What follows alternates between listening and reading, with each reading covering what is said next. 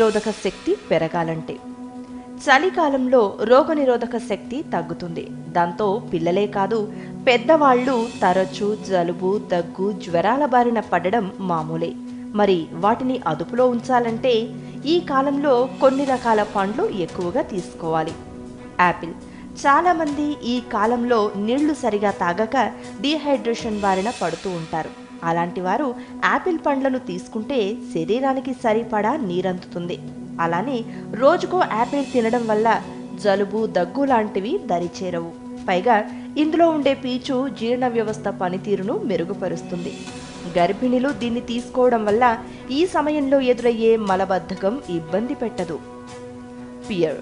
C vitamin, రాగి పోషకాలు ఈ పండులో ఎక్కువ. ఈ రెండు రోగనిరోధక శక్తిని పెంచుతాయి.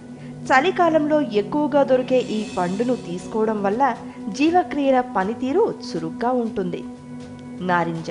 ఇందులో ఉండే విటమిన్ సి శరీరానికి సరిపడా నీరు అందించడమే కాదు, చిన్న చిన్న అనారోగ్యాలను దూరం చేస్తుంది. ఇన్ఫెక్షన్లు దరిచేరవు. రోజు ఈ పండు తినడం వల్ల శరీరానికి తక్షణ శక్తి అందుతుంది. నారింజను రసం రూపంలో కన్నా పండుగా తీసుకుంటేనే మంచిది.